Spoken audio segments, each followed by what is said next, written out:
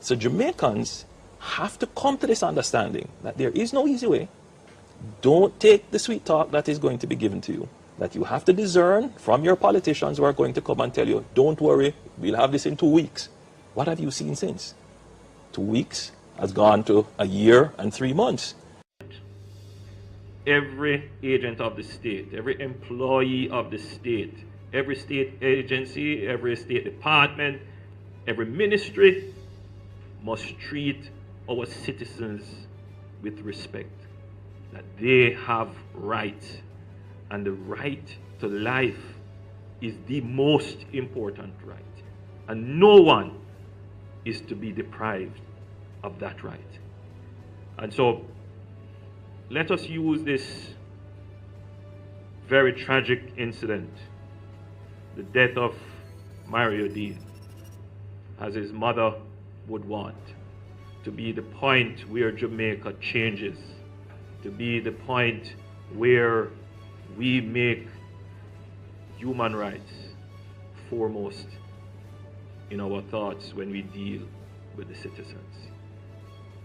The development of our country is not just our growth in GDP, but a large part of it is how we expand and protect the rights of our citizens. That is indeed the new challenge that faces us in the next 50 years of our independence. And a lot about that trick. And I see them drawing cartoon about people have promised to be worst nightmares. And you know what is so funny? The worst nightmare is coming true now. Crime will turn up, the country will burn down, dollar rise, everything will turn up. Worst nightmare coming true. And then you have some people, critical people, who turn around now and look at me and the opposition who been telling you for a long time.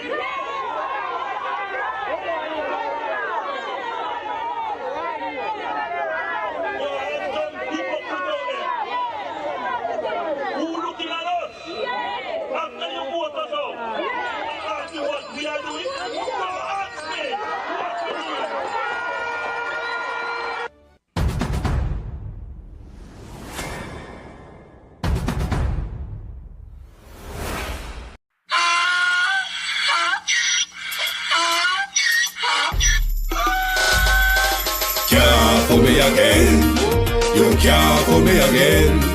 You hold me down for a very long time. Can't buy sugar, we can't buy lime. Can't buy scandal, we can't buy time. You can't for me again. Can't for me again. You can't for me again. Hold me down for a very long time. Can't buy sugar, we can't buy lime. You touch up line and a resort to crime. You can't for me again. What we gonna eat no money, what we at you, eat no at you. Covid money, miss away either you look or at you. Use the youth, the money, waste for most a man to statue. Say we like a catch you, but we got enough, we got you. Take this bit of money, God and say that is not you. One day the man above end up, him a got stop you. Too much eating at the kitchen, some a fly by like a patu. When singers and DJs and social media's coming at you. It burn me. 300% raise. It burn me. Garbage pile up the day. It burn me. Give the teacher them raise. It burn me. I see corruption please. It burn me. Mash down the people them house. It burn me. Every day appear arms house. It burn me. Appear money them a thief. It burn me. And them a sell out the beach. Can't for me again. You can't for me again. You hold me down for a very long time. Can't buy sugar, we can't buy lime. Can't buy scandal, we can't buy time. You can't for me again. Can't for me again. You can't for me again. You hold me down for a very long time. Can't buy sugar, we can't buy lime. You touch up line and a resort to crime. You can't for me again. For me say big up all the charities and all of the givers. Some a go like say them powerful, me know me got bigger. The 100 promises, none of them not deliver. Cut up the youth, they rough and they down in a whatever. Member bowl only and they lie them tell.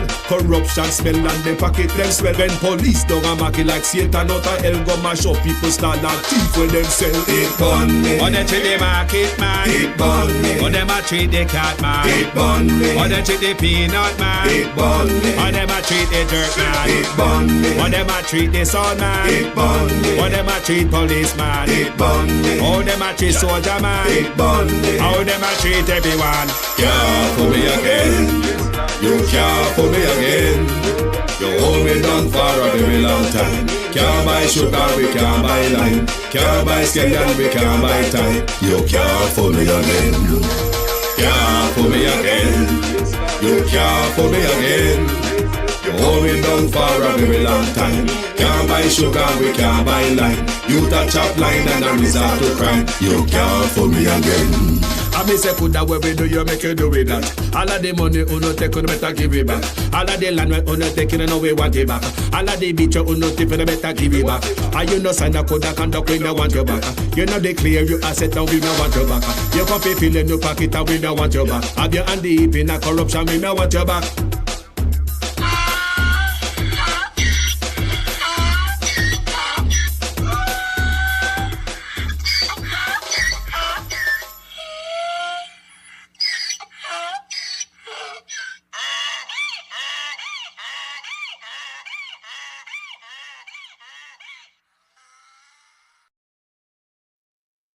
Welcome back, family. Who do we have here? We have Mr. Holmes. 2013 interview with none other than Simon Cross Gill. It is as if them man are going to sit down with real journalists no more. Appear look people like them go sit down and talk with and, you know, so like them in them pocket, they're going to listen to somebody will challenge them and push back. But me I go to April 11, 2023. 2013. This man was the opposition leader. He was opposite. Now, you see why we don't trust a man here? The man will punish the people if him knows him going to lose. That's why I said the other day, say, we get shit water. I believe, say, him small-minded and thin-skinned like that. I want you guys understand the nature of the video I play a while ago in the green. You know, him pissed off. You know, nobody can ask him no question no more because I don't vote him out. Listen this again before me play one more of a play today. And a lot about that trick. Yes. And I see them drawing cartoon. People have promised to be worst nightmare. And you know what is so funny? The worst nightmare is coming true now. Crime a turn up. The country a burn down. Dollar rise. Everything a turn up. Worst nightmare coming true. And then you have some people, critical people, who turn around now and look at me and the opposition. You will tell you for a long time.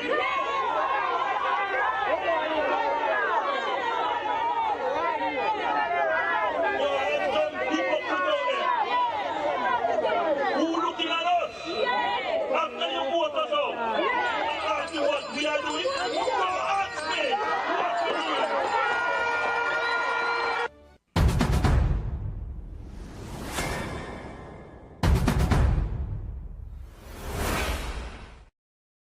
Welcome back, people. So we're gonna listen to this interview.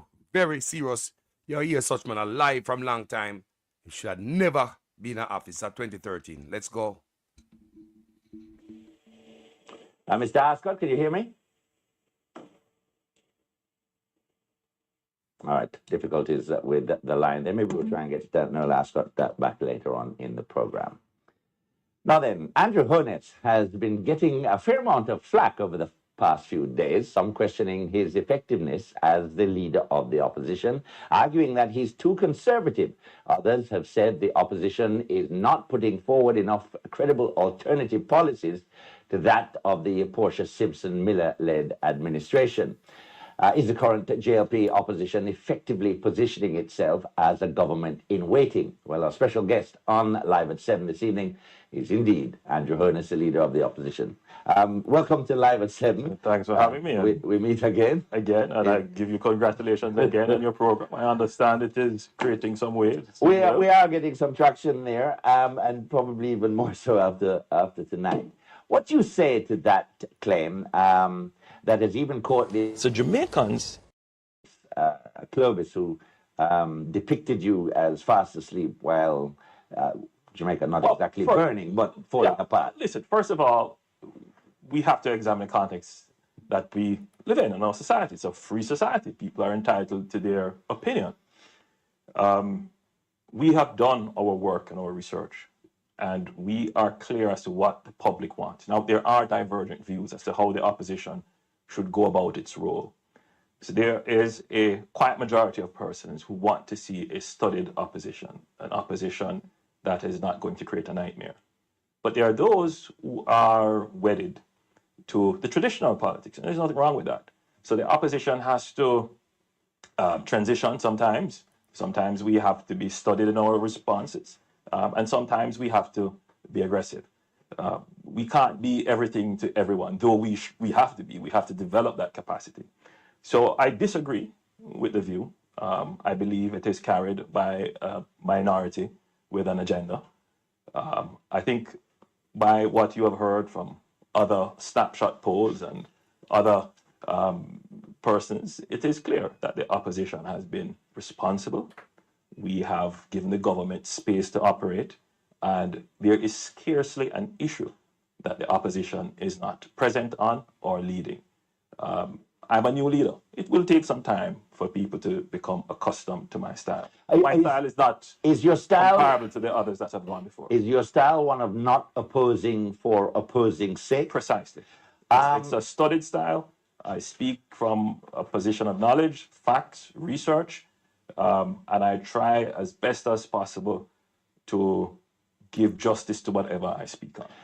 You say that you believe that a part of it is from a minority with an agenda. Yeah. Is that minority within your own party? No, I would say that strategically, it has always been one of the strategies to keep the opposition destabilized by the present government.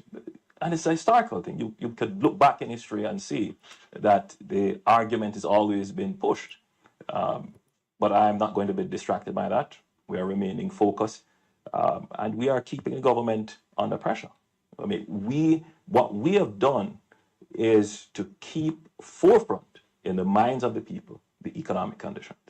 And yet there is a sense that it is more the government itself that is putting itself under pressure. And you would probably agree with some policy ideas or an absence of ideas and policy, and that it is a disgruntled electorate and maybe a media that is creating the problem for the government, rather than the utterances not only from the leader of the opposition but other members of the opposition. Well, here's the trick in being in opposition. No, here's the challenge. Let us accept that the country is in a really bad position. I don't want to destroy my country for power's sake. I don't want to see bad things happen, and I'm not going to talk bad things into being. You're not going to... People, when you hear this, you know, if say him don't want to see bad things happen to him country, and him not going to talk bad things into being. This is 2013. The man of opposition. 2013. Hey, listen to that conversation now. Tell me if it makes sense. Hey. Enemy of the state. Precisely. Or anyone's worst nightmare. So I have to be responsible. Yes, Andrew, you have now become our worst nightmare. You have now become our worst nightmare, bro. Yes, you have. But at the same time, there is a mass of people who are suffering. And they... Back that up. You believe that a part of it is from a minority with an agenda. Yeah. Is that minority within your own party? No, I would say that Lie. strategically, Lie. Lie. it has always been one of the strategies to keep the opposition destabilized by the present government. And it's a historical thing. You could look back in history and see that the argument has always been pushed. That was a lie. But I'm not going to be distracted by that. We are remaining focused. Here I know. And we are keeping the government under pressure.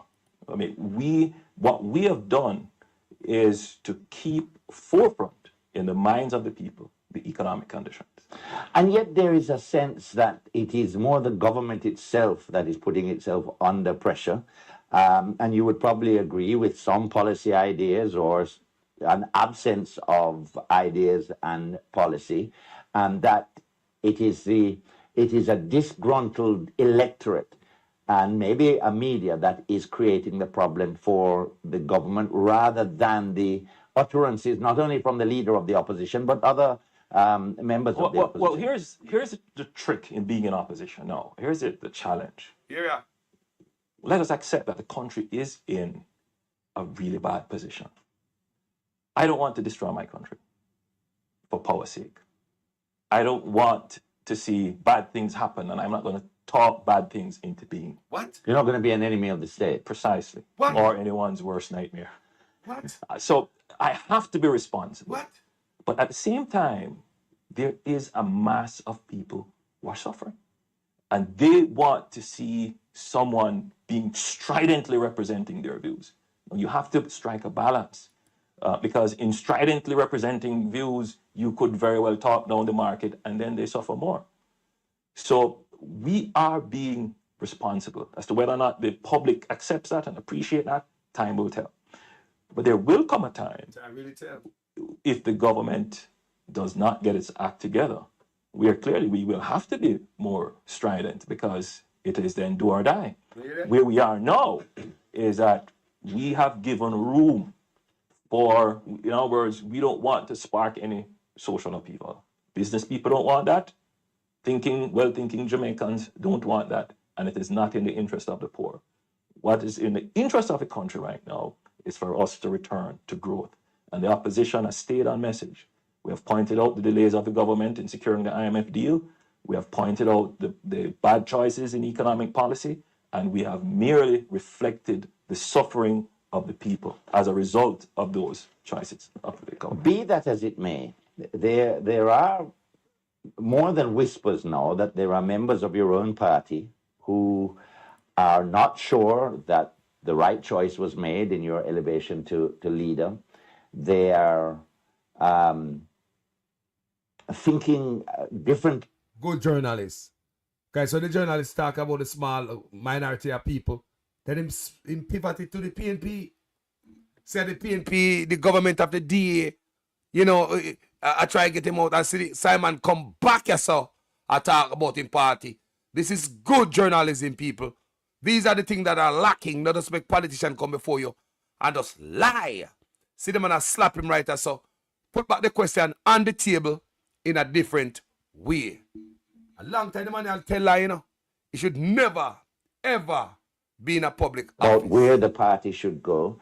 Have you come across that sense in the party? And if you have, what do you do, not to crush it, but to bring people back to your point of view? I find it it's an appealing subject. Obviously, it makes the news. It's the history, the context of the historical context of the JLP lends itself to it being newsworthy, and we accept that. But you know, the truth of the matter is, Simon, the truth of the matter is that you will always have ambitious people in any political party. That you have to just deal with that. In the Jamaica Labour Party, it's no different from any other political party, except we might be a little bit more public with what we do. But as of now, right now, I can say confidently that there is no such thing, that we are focused on keeping our eyes on the economy. We are focused on the issue of growth. We are also very worried about what is happening with energy. So that's another big issue that we have not seen much being done. Crime is starting to get out of control again. Yeah. And those are the things right now that we are focused on. All right. I just have one more comment on the possibility of internal dissatisfaction. It is also said, and this is coming from people who are within your party who have spoken. But we'll Hold on. Remember, say the man asked you a question already, you know. And the man swing around for the PNP. Said the PNP are causing a problem over there, Ray. So I'm expecting, if I expect Simon to ask the question a couple more times again and get deeper. And it's him own people, they want him out, you know. Him own people, they think they make a mistake. And yes, Labour right. When they make a mistake, we should find a different driver for the bus. We should kick him off. The biggest problem in the JLP party, you know, long me I tell you that. Biggest problem in the JLP party is that right there. So let's get on and listen to what Simon has said. do so publicly. Which makes my point. Right. That you will always have people talking. But they're not doing it publicly yet. That the argument is that also the business class is a little dissatisfied and therefore may not exactly be in your corner. And that is obviously a crucial part of any leader of a party's role is to ensure that. I'm glad you use the word. I'm glad you use the word class. And what I've tried to do is to not get trapped into class politics. Yeah. What is important now is people politics. Yeah. So I'm not going to pander or cater to any class. Yeah. I'm for the people. I look towards middle Jamaica, the mass of people who are reasonable thinking and want to see the best for their country. Such a nice I don't intend to be in the pockets of anyone or to... What? You don't intend to be in the pocket of anyone. What? Such a nice, decent, honest man of integrity, man of good character. Wow, what a nice guy. You got to be some angel. No, what? Hey! Be seen as representing any minority group. Do you believe that's been a failing of the party in the past? I think the party has to go back to its roots, which is the working class of this country. The Jamaica Labour Party must represent the working class and poor of this country. It must also be the party, which has always been historically, to bridge this divide between people who own capital and resources and business and people who have labor as their main asset. But put that together in a working formula for Jamaica. And that has been a problem. Because that has been a problem, but that is the philosophy of the Jamaica Labour Party. Is that the current philosophy? That is the current philosophy of the Jamaica Labour Party. All right. But we have to do some more work in explaining that to people and for people to appreciate and understand that. You had a review of why the party did not retain power in the last election, and you refused to make that review. Again, that's I must correct you. It's not correct. We have completed a draft of a review. We completed that early last month, and we're finalizing to publish this month. The only challenge we have is that we may be publishing during the budget debates, and we would really want to have good media attention on it. So we may push it down a little bit, maybe early May, but we'll be ready for April. All right. Yeah. And it will be, it's a public document. It's very interesting. The Republican Party did a review of their own loss as well. And it was not complimentary, but it was necessary to start the process of reform. We need to... Which is why we thought we would have seen it already. But be that as it may, if you say the current philosophy of the party is to bridge that gap between that, for want of a better phrase, that business class and the working class, what went wrong in the communication of that philosophy the last time round? Because I think it is felt that you spoke, not you alone, but the party spoke above the heads of ordinary Jamaicans and in almost a time-honored fashion spoke to economic climates and spoke to issues that seem to relate to the business class of Jamaica. Yeah, and see it. Remember the time when they get in the office there? Yeah, a little time when Bruce put him in there after Bruce.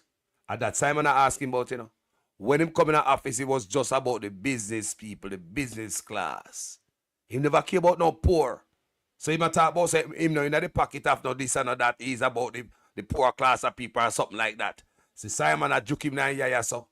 Simon, he wants a real journalists like these to sit this politician down and ask them some good questions. This is 2013. Where are they now? Is why I say that I have to change the face of the party. I can't appear to be only exclusively catering to the needs of the business class. That's clearly not a good formula for winning. We feel our message is right, and we're convicted in the correctness of our message. But we need more messengers, and we need to distill the message, break it down, so that the average person can understand, believe it, trust it, and accept it. That is going to take time. It's not going to happen overnight. And the message is not so much what I say, the message is also what I do. One message you had for the electorate prior to the last election was that Jamaica will face some difficult, downright nasty medicine. Hear that? And you again did not say what that medicine would be. That's not quite true. I listened to you several times waiting to hear what that medicine was, and we all felt that there was going to be medicine coming. In my inauguration speech, I said what we had to do. See the medicine, they smash up Jamaica. But not because like the man lose election and they vote for the PNP, the man come back with a vengeance. With the bitter medicine, here Simon Crosskill asking him about it. Ask him about it. Let me back it up a little bit because things must make sense, yeah, man. What? The business class of Jamaica. Yeah, and this is why I say that I have to change the face of the party. I can't appear to be only exclusively catering to the needs of the business class. That's clearly not a good formula for winning. We feel our message is right.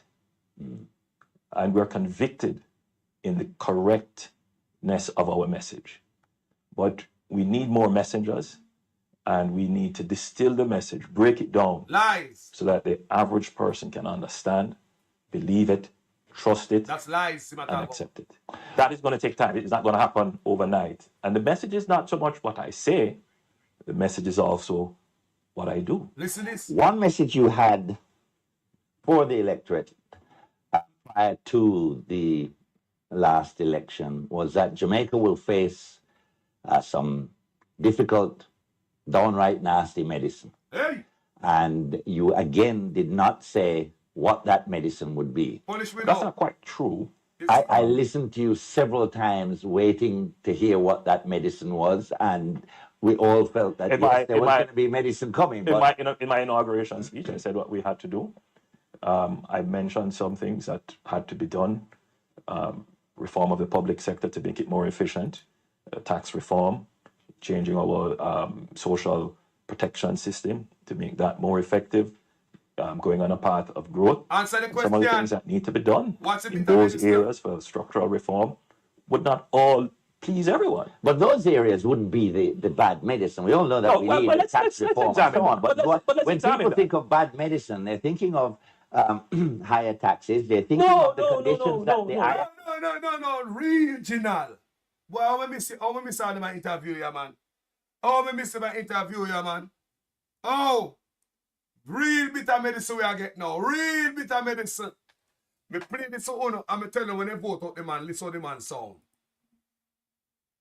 When they vote out the man, me want to listen to the man sound. The first time when he come in, Bruce put him in there. Me blame Bruce too, you know. And a lot about that trick. And I see them drawing cartoon. But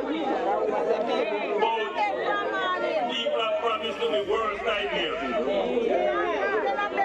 And you know what is so funny? The worst nightmare is coming true now. Driver turn up. The country are going down. Dollar rise. Everything are going up. Worst nightmare coming true.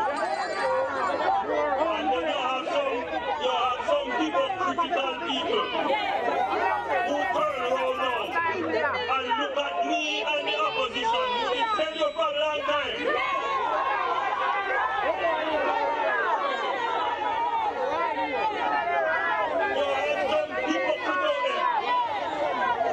Who looking at us after you vote us out and ask you what we are doing? Don't ask me what we're doing.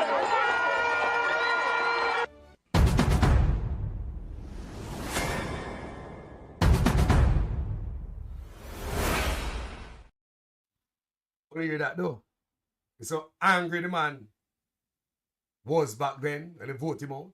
Now Simon Crosskill talking about this bitter medicine. Is it what the Jamaican people facing right now to end up with doo-doo water?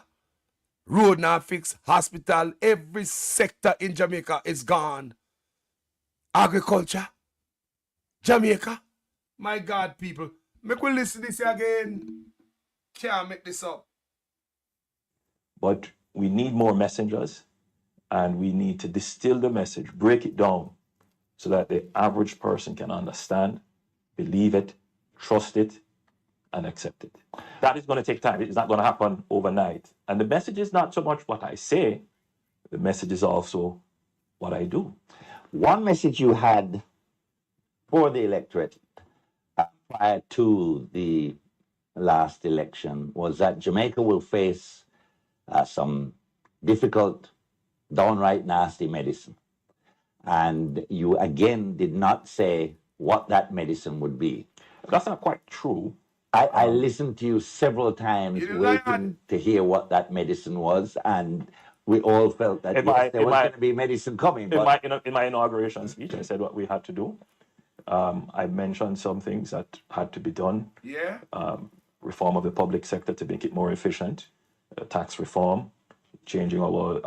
If you can dance around Simon Crosskill question, and they want to talk about what you say about the bitter medicine, then they go on an inaugural speech. Oh, beautiful. When I was standing next to the Governor General at the podium, I was outlining all the beautiful things. I know that the man ask you, oh, liar, I don't know, Ginal. Me don't know. How me miss your backside? How me miss you? Somebody call me right now, please. Let me play this first before, because I don't want to throw up the argument. Call me after, please, with love and respect. Here, make we hear what I go on, because audience want to listen, you know. Yeah, man. Social protection system to make that more effective, going on a path of growth, and some of the things that need to be done in those areas for structural reform would not all please everyone. But those areas wouldn't be the bad medicine. We all know that we need tax reform and so on. But when people think of bad medicine, they're thinking of higher taxes. They're thinking of the conditions that the IMF would impose. By the way, let's clear that. I mean, higher taxes, that's not medicinal. That's poisonous to the economy. That's poisonous to your economy. Yeah. But let's look at some of the things that we need to do in our economy. But your party, your government did poison the people. We did have higher taxes. We did have taxes that had to be rescinded. There were 3 or 4 budgets from Audley Shaw. But you have made the point. Right. So that we have... But we backed off. But you call it poison now in opposition, but you call it harsh medicine when you have to impose those taxes. No, I think we have government, to. I think we have to just backtrack a little bit. During the recession, we had to impose some taxes.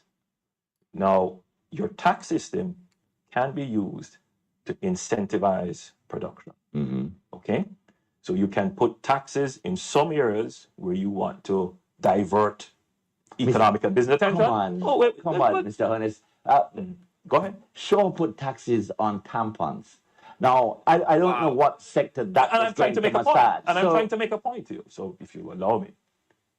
But Shaw also reduced taxes on stamp duties and the transfer tax. Now you get my point? So there's some things that you do. That never happened. And that's tax reform. You don't increase the entire tax rate. It never happened, right across the board. Never happened. You have to strategically go. And at some point in time, you may have to take away those taxes because you want to stimulate. And we were strategically doing that. We brought down import taxes on motor vehicles and other such things that would be useful in the productive sector. Be a rich friend We then. brought down the transfer tax, which gave a spur to the real estate sector, Yeah, but construction. you So, self. when the discussion comes, Yeah, the snake eye salesman. Remember Zara Burton confront him about all of the benefits where the taxes where him do this and that and him benefit from it. Cars, rich man, real estate, himself. Taxes on cars. Now we are here, man have a much truck where I get from China and all type of nonsense that come out now. All of the corruption that come out, Anything when the dark come to the light, And this platform I want numerous times. If we not do dirt, stop it. If we not thief, stop it. Social media is here. You guys still stuck in an analog and we in a digital. How many times do you hear these words from my mouth? And this platform. And while we are shining the flashlight, we still a bend down and a dig. No respect for social media because we are a social media circus. And not know the power. Alright, some of them got prison. May I tell you? in the media, sometimes it's just blurred and people just say anything. Yeah. But it's not clearly researched. It's not clearly articulated. So yes, of course, every government will increase taxes, but it is a clinical way in which you go about it. So if you're increasing taxes in one area, you must recognize that there is an overall taxable limit, and there is another area that you must bring down to spark, to send hope to people that, yes, here is an area in which I could go. All right, welcome back to Live at 7. The opposition leader, Andrew Holmes, is on the spot this evening. But a few nights... People, the tax, we even talk about lower taxes on motor vehicle and rare people. It benefited coming. I remember Zara Burton. And I said the same thing. It benefited all from it people who in a construction now. And all of them trucks some years them up on the road and all them big friend them up. P arms also go on, Then Nigel Clark come reduce taxes on horses. How nice. Also, what a nice set of people. Just reduce taxes on the horses. So, everybody in Jamaica kind of, the poor people, them are going to benefit from that. Such a nice set of guys. ago, the JLP leader addressed supporters in Portland. Some of his comments, however, left a few people upset. That's what happens when politicians comment, after all. This is that one comment which resulted in something of a storm on social media. And a lot of us got tricked. And a lot of us got tricked. And I see them drawing cartoons. But people have promised to be worst nightmares. And you know what is so funny? The worst nightmare is coming true now. Drive a turn up. The country have gone down. Dollar rise. Everything has gone up. Worst nightmare coming true. And then you have some people, critical people, who turn around now and look at me and the opposition who been telling you for a long time.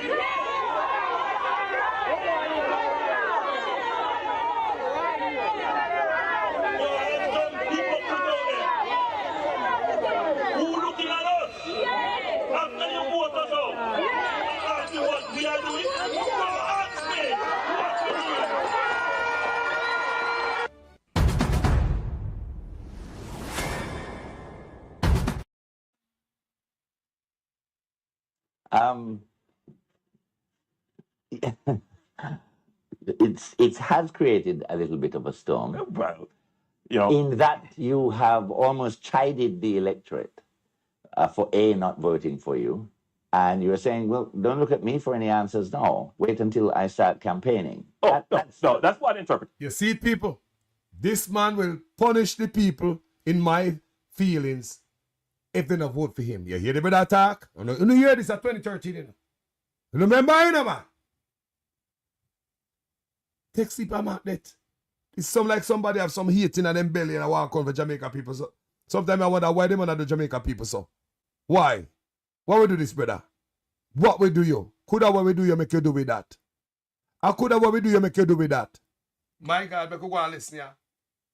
But it's not what was meant to be said. Mm-hmm. See, any statement you make can be twisted and turned, right? Yeah. Specifically, the people who make opinions, the opinion leaders and opinion makers, as I've said before, a minority, have tried to place the opposition as the government. We are So minority. everything is going wrong with the government. And then they turn around and ask the opposition. The opposition that made a sacrifice, decided to be truthful to the people, explain What? the truthful situation was. We have been saying this not just now, long before. And then as if to say, well, it's not the government's fault, it's the opposition's fault. It's not hypocritical. So don't blame the opposition for what is happening now. You know, there's a famous sticker that says, don't blame me, I voted. I believe it wasn't during the Reagan election. Yeah. And if there's applicable here, don't blame us. Don't look at the opposition. We are doing what is necessary. What I'm doing there on the television, you just saw, is going to the public, going to the base, organizing the base, getting them to understand what we have to do. And whilst that is just the only thing carried, there were other things said. You know, but and we're Mr. preparing. Holmes, So the opposition is preparing. I think you're being slightly disingenuous when you say that the electorate rejected you because you were willing to take harsh measures. You did have a little matter with... I didn't say that, though, but... No, but even here Your tonight, interpretation, yes. Even tonight, you are saying that we put forward the hard measures that had to be taken, I and you want to rejected disabuse us. you. I'm not saying the electorate. Always a cut Notice off. what I've said. Cut off Those interview. persons who lead opinions. All right. Yeah, and I Well- said that earlier, that there well, is a let's- minority of persons Let's... for whatever reason, want to distract from the real problems, and then they cast the blame on the opposition. I'm saying, listen, I'm putting that out there. Do not blame the opposition for what is happening. right, No, that's fair enough. This government has been in for more than a year. That's fair We have given them space. We have People, remember, you know, Push in there for 1 year, you know. And the man, he's a push. I want you to understand, you know. And this man, after 9 years, still promising an excuse. I want to understand I'm blaming 30 people. I want to understand what I'm going to say now. Push had only be in office for 1 year, people. 1 year! Not one term, not 9 years. 1 year. This man was like a devil. Nothing no miss, people. Nothing no miss over there. Him beat Portia every chance him get. Remember me, I say, only 1 year she in the far. And Maverick, I tell you this, after 9 years, disgraceful. After 2 terms in office, the incumbent party cannot be running an election off of promises. And who out of bush, like the PNP were out of bush, you know, and I try to get it, and them have to make the promises. A man were in an office for 9 years, a fear run upon him achievements, you know, and him accomplishments, you know, and what him do already, you know. So this is what we are doing, we are give some more and we do already. So give me 4 more or 5 more years, and we continue to do what we are doing. But when you come after 9 years, and I promise the people, basic fundamentals, you know, some things when they put you there to do, from your the first term, you know, them give you a bonus term on it. And you come after the end of the bonus term, and I promise the things that you should do from day one.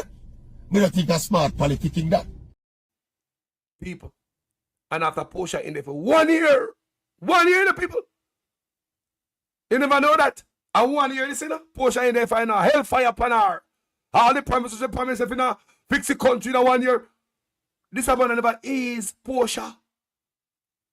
We say Portia come out and our wig not set right on her head, our worries. She don't wear the right perfume, our worries. She don't say the right thing, our worries. And she was more stateswoman than him can be. Make you go and listen, because him thinks he can go around Simon Crossgill, you know. I want to know, listen this, you know.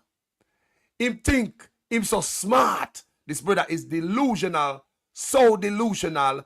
Him think he can jump and touch the stars. He think he can go around Simon Crossgill with him. And him always cut off. Listen, anybody that interviewed that man, he want to cut them off. You know me, who hold him? Only one journalist hold him. Real tight, Zara Burton. He couldn't get to find Zara Burton. So Simon Crosskiller, make you hear him do it. Again? Haven't done anything to disrupt their programs. We haven't talked down the markets. It's unfair now That to is- turn around and say, what is the opposition? That's fair. You can't. That's fair. And that's what I've said there. All right. It is being hypocritical for those people who lead public opinion to try again and mislead the people of the country to turn the argument on the opposition. Right. Don't blame us. don't try to turn the argument. Right, that's fine. I don't know who those people are, but Well, it's obvious. be that as it may. You see them in the papers every day. They have copious notes to be writing in the papers. What about the issue, notwithstanding the review, which you tell us we'll probably see at the end of the month, but surely it was not economic policy alone, No. or was the significant cost? cut off the man, We don't argue that point. You see that? This brother cut off, kind of while you ask the full question to show him up. He cut you off. He cut you off, people. That's what this I'm going to say. Cut off interviewers. I tell you. Pay a note to that. You know, many things went wrong with the campaign. Right. We were doing very well up to 2 weeks before. And which is why we did the report to see what we didn't want to know just what broke down within the 2 weeks, but what were the salient points that followed us through. So we took a long view. So it's not the kind of, 2-page report. It actually starts from the history of the Jamaica Labour Party. What went wrong in our philosophy? What in our philosophy we didn't bring to the public? Those kinds of deep fundamental questions. All right. Now, the questions are not predicated on blaming you for what's going on now. The questions now are about what I was trying to ask Oli Shaw this the other night on the program, and coincidentally his phone went dead. What would you do at this point in time, or back in December, say? This point in time. December, say. This point in time would not have occurred. To have stopped the dollar from reaching here. An economist on this program said that it doesn't really matter whether it's your party in or the PNP in. The slide of the dollar right now is due to speculation. In part, it's due to a lack of confidence. He's right. He's right. All right. So what would you do? All right. Since we know that's the issue, what would you do to stop it? But what I'm saying to you is that the rise in the lack of confidence would not have occurred. I point something out to you. Ginal. We didn't take 5 IMF tests. Did the market know? Was it an issue? Did the dollar fall? It was the PNP, Peter Phillips, who brought it up, created an issue that we have done it. You would have noted that we were cognizant of this. We had to pay the teachers. We had to pay the police. It was a big issue. We were brought to court. We were trying desperately to get the unions to the point where they would have agreed to a wage freeze. All of those things we did a JDX. So even though we didn't do the tests, we were still doing everything that close to the end of the deal, we would have met the prior actions and we would have been in a position to start our repayments by now of the money that we borrowed, and possibly, depending on how our growth trajectory went, could have gone on to another deal. Now, the PNP made an issue of this and made it even more difficult for themselves, because what is going to happen now is that they have some tests coming. I still want to know what you would have done in December. And this is what I'm saying. So come December, the first thing we would have done, well, not December, January, was tax reform. Audley and myself met, and we made a decision. I'm explaining to you. Because I'm not sure that you're explaining to me what you would have done to stop the dollar slide. And I'm saying to you that if you're asking me to advise the government as to how to stop the slide of the dollar, no, I will withhold my opinions on that. If you're asking... Because you don't know shit. Look how the dollar gone now. Look what the dollar gone now. Every day the dollar slide. Does a slide so? We soon have a dollar left to slide at the Caribbean Sea to backside. This a snake oil salesman, yeah? As to what we would have done had we won the elections, and I'm saying to you... No, that's not the question. That's not what you're asking. So you're asking me to advise the government. So I'm asking... Well, I'm asking you to advise... You're amazing. You're amazing. Hold on. It's amazing. There are members of the government who have publicly said they do not watch... No, big old Ginal, you know, laugh it off and nobody not laugh, you know. He might try cloud up the moment, try drag out the man, try waste time, try run out the clock. Listen to Snake Eyes, me don't know how. Me never, yo, Snake Eyes salesman, me deep up your rear until me nose brown right now. You? So no, you're not advising that person. But you are advising the electorate. Amazing, Simon. Amazing. You're advising the electorate. Amazing. So you don't want to tell You know the what? electorate You know what? that You know what? The first thing, position, you know what? People, when I hear that, the man ask it question, them laugh it out, they pay chatting over the man. Cause I want the people to hear the bullshit we must spew. This is from 2013. Snake oil salesman. A lot, yo. Go if you're going on. Withhold my opinions on that. If you're asking me as to what we would have done had we won the elections, and I'm saying to you, no, that's not the question. That's not what you're asking. So you're asking me to advise the government. So I'm asking. Well, I'm asking you to advise. You're amazing. You're Hold on. There are members of the government who have publicly said they do not watch television. So no, you're not advising that person. But you are advising the electorate. Amazing, Simon. Amazing. You're advising the electorate. Amazing. So you don't want to tell You know the what? electorate You know what? this You know what? The first position, thing, you know what the government should have done? What needs to be done now? You know what the government should have done in the first place? Wow. Right, as they won that election, Cut him off. is to implement right away tax reform. You know what that would have done? That would have given them some credibility with the business sector. It would have said to the business sector, okay, these guys are serious, they understand business, right? So here's what I'm going to do. I'm going to not make portfolio decisions to move out of Jamaican and try to get US. But wait, Simon, let me make okay, go on. right? It's a point that we float over. But I saw the business sector just agree to another JDX. Do they have a choice? Here. If you are in business, Simon, all your business is here, right? The man asks a question because Simon asking pointed question. I pay fake ass laugh and people who do hear the man at work.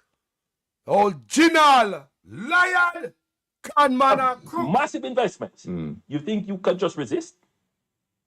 Actually, You're trying that to might save- not have been a bad idea. No, but then the whole thing collapses. Yeah, but that might not have been a bad idea. And then maybe government would be forced to take the medicine that you are telling me about. You said it, Simon. Not time. They don't have a choice. We take a break. We'll come back with Andrew Holmes in just a moment.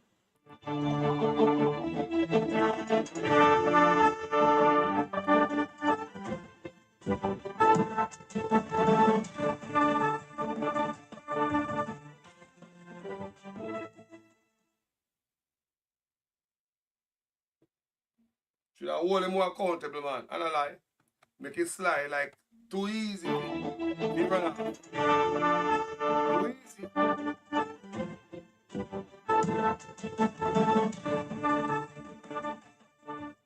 Welcome back to Live at 7. We're still with the opposition leader, Andrew Holmes, who I think certainly seems more vibrant tonight than some of his critics may have suggested in recent I times. told you about minority with an agenda, trying to, whatever they want. We don't pay attention to that. Okay. We're focused on the economy. Well, let's see if you will pay attention to this, because we go to the streets every day, and we went to the streets asking, has the JLP been an effective opposition?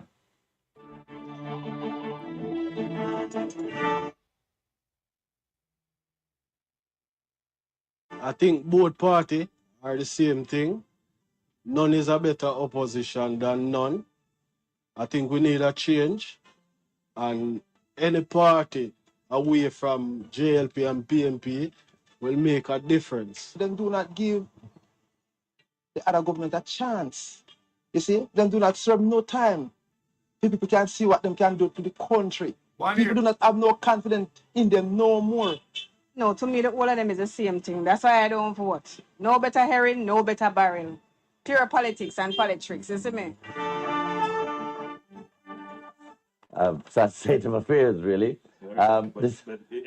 Listen. Hold on, I have to do the Facebook as well, because the same question was asked on Facebook. Mon McKenzie says, no, the JLP leader is doing role play and is therefore not doing a good job.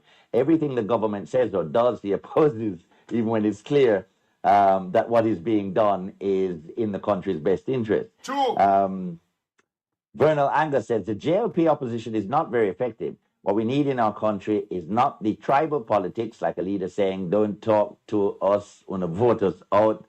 Come on, seriously, where's the maturity needed to steer the ship? Jason says, yes, they are and will forever be.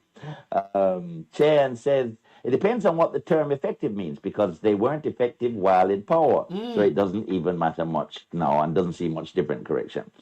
Ricardo says, yes, they are, because they don't just take what the government brings to the table. They question whatever is brought forward, follow up and outline the advantage and disadvantage. As a result of that, Jamaicans can understand exactly what's going on. And Andreen says, no, they think they are in election mode. And as usual, they are not united. Internal fighting will be the death of the JLP. Give us solutions, not lip service. They give a solution, no? Yeah, well, let's talk about that. But it's obvious, right, that there is a great deal of frustration with politicians and politics. But you can't do it without politics. And even if you get a new party, it's politics again. And people don't just overnight change their views.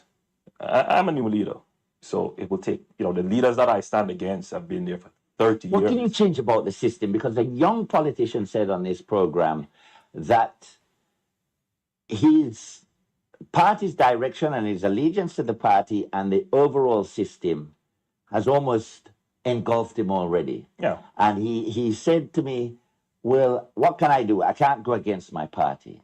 How does that dynamic ever change? The dynamic can change. It can change. I didn't have enough time to push through some of the changes. But let's take, for example, our stance against garrisons.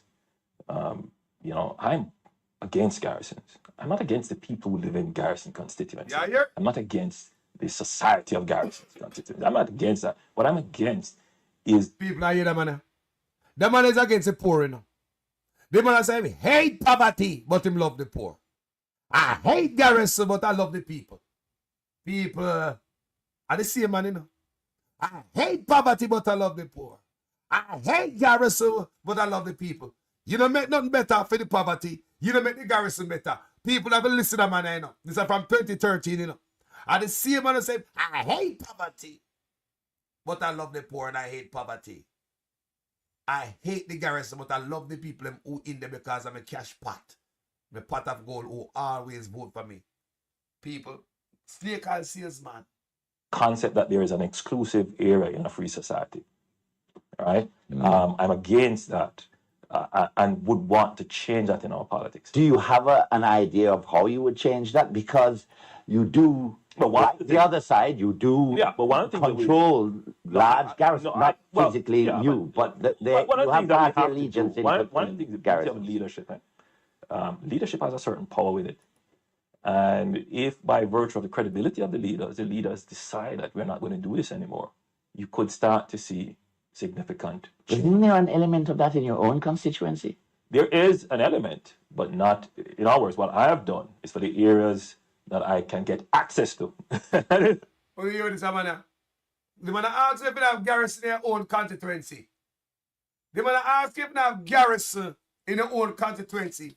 Everything you talk about, and yourself, you talk about a such man. You are such a liar, bro. You? Antiquated politics.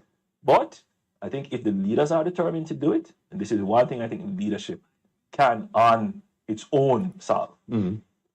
Aren't you practicing a little bit of antiquated politics by refusing to go with me in a direction as to what you would do that would effectively, and I'm not saying overnight change our situation, but would effectively handle some of these things? And I'm saying to you, Simon, that if the government were to today, even though they should have done it long ago. You didn't either, yeah? Hey!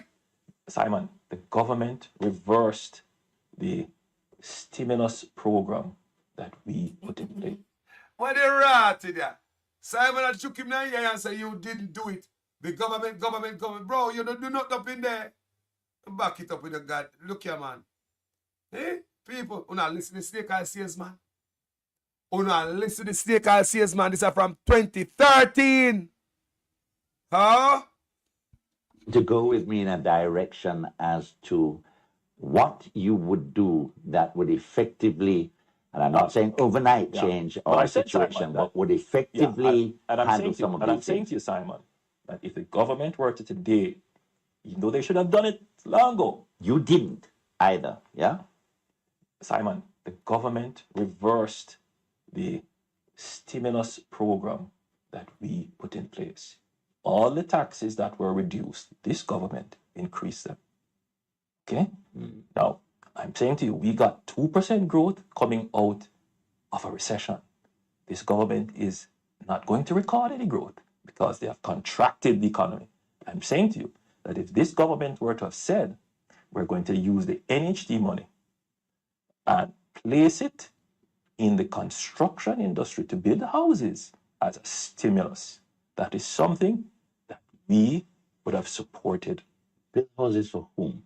Simon, the housing demand, the effective demand for housing is over 100,000 units. For who? For the poor people who live in all the inner cities. Boy, you never build a house. You sit up on $3.4 billion. And the last time, the time up to the Auditor General, the time of the Auditor General report up to that time, you don't even spend $700 million. You talk about take NHT money. A long time you ice NHT money, you know. A long time you spot NHT money, no boy. Long time you have ice by. You hear me, no? So like a little puss. We tell you about it. People, listen to my tone of voice when I talk about NHT money. And the only way the PNP use NHT money is because the man mash up the economy. And we couldn't even get the money for borrow. So the PNP have to grab the NHT money for balance the budget. You understand me? Place it in the construction industry to build houses as a stimulus. That is something that we hit back anybody out. Don't, beat up anybody or anything. Let's just keep it open. Everybody can come and go. You can vote what you want. And that's what I've said. The opposing candidate in my constituency comes into all the areas. He has no problems with access. But I tried to go into some areas. And they mobilized to lock me out. Now, that I'm saying that's antiquated politics. That's antiquated politics. But I think if the leaders are determined to do it, and this is one thing I think leadership can on its own solve.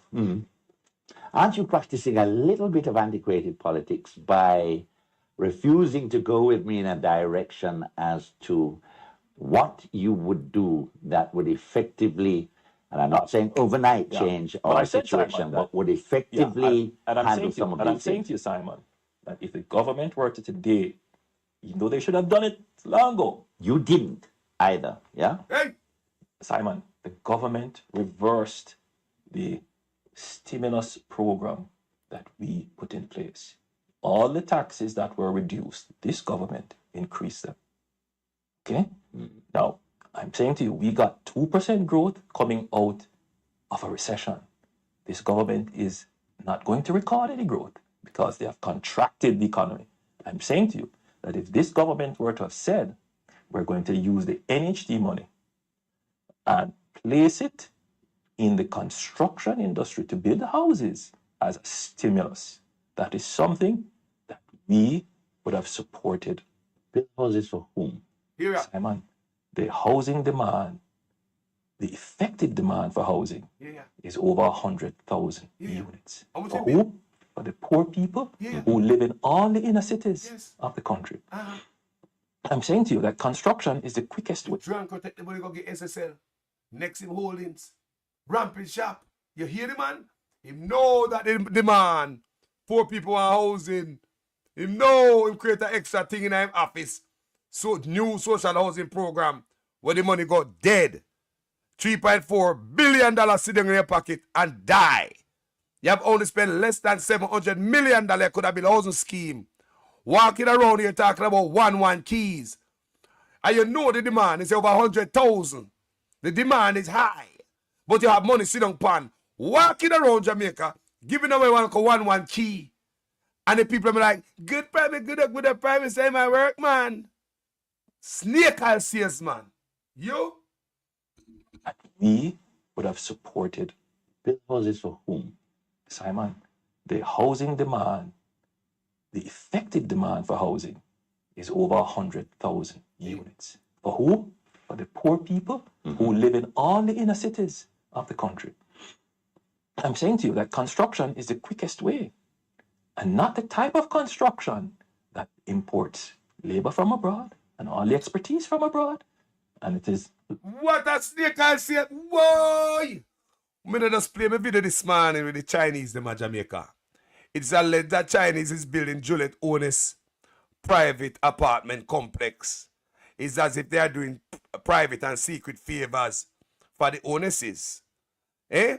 Now hear this. People know what man said. Now I'm gonna bring in nobody from up. But hold on. Even your own personal apartment complex will not build a Chinese build it. You can't find Jamaica for give them the bread. You can't find a contractor in Jamaica for make them get the millions of dollars so they can elevate them life and them business. Why you have to get the Chinese? What the Chinese are doing for you for free? The allegation out there, no such man. Say Chinese are building an apartment complex, you know. So like Chinese are give you a gift to give away with water and a convert to water. And here this man attack ya. I say now go get no 2013 liar people. Listen. Now, that I'm saying that's antiquated politics. That's antiquated politics.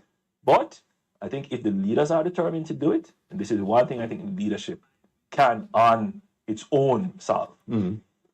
Aren't you practicing a little bit of antiquated politics by refusing to go with me in a direction as to what you would do that would effectively, and I'm not saying overnight change our situation, but would effectively handle some of these things? And I'm saying to you, Simon, that if the government were to today, you know they should have done it long ago. You didn't either, yeah? Simon, the government reversed the stimulus program that we put in place. All the taxes that were reduced, this government increased them. Okay? Now, I'm saying to you, we got 2% growth coming out of a recession. This government is not going to record any growth because they have contracted the economy.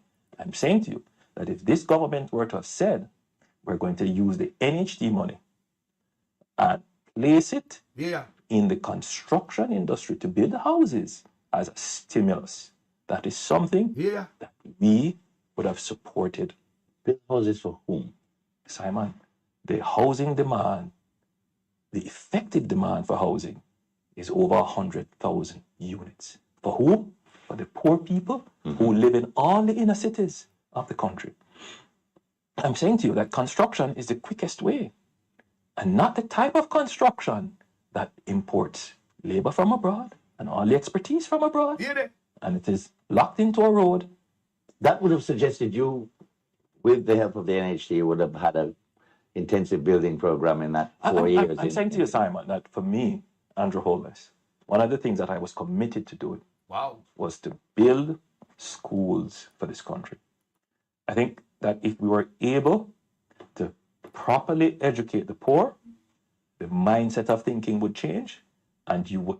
How many schools this man built, people, in 9 years? How many schools this brother built in 9 years? Snake Isle salesman, you? See an elevated expectation of the government. And I think one of the travesty of modern Jamaica is the education system that produces two types. You mash up the education system. You. I'm saying is to have a fair and equitable society, we need to improve the education system. I had put in place the National Education Trust, which was supposed to be the bedding of a public-private partnership structure to build schools. When I became Prime Minister, that was one of the programs that I wanted to implement right away. I believe that every Jamaican child should be able to go to a school of their choice that would give them equal opportunity and access to all the resources of Jamaica. That would correct. After 9 years, people. After 9 years. After 9 years, you come back with a mouth full of crap. I come promise you this and whatnot. Even Maverick, have you come out on the sideline, come teach him a lesson. After 2 terms in office, the incumbent party cannot be running an election off of promises. And who out of bush, like the PNP were out of bush now, and I try to get in, and them have to make the promises. A man were in an office for 9 years. A fair run for him achievements, you know, and him accomplishments, you know, and what him do already, you know. So this is what we are doing. We are give some more and we do already. So give me 4 more or 5 more years, and we continue to do what we are doing. But when you come after 9 years and I promise the people basic fundamentals, you know, some things when they put you there to do from your day, the first term, you know, them give you a bonus term on it. And you come after the end of the bonus term and I promise the things that you should do from day one. We don't think a smart politicking that. Not at all. Not at all. I come talk about my employee Audrey Marks. Because they find the problem, Jamaica having problem, is the problem is bureaucracy. After 9 years. Before him going in, him all these things he's going to do, he realized that we want education, he realized that we need schools, he realized that we need that, he realized, people, me rotted. Yo! The term intergenerational poverty, some people say that's too complex, but it would ensure that if you came from a poor family, that you had an opportunity to improve yourself, and that is the definition of progress. So when you do better than program, I don't shrink from that label. I'm not a socialist in the traditional sense, but I'm a social activist.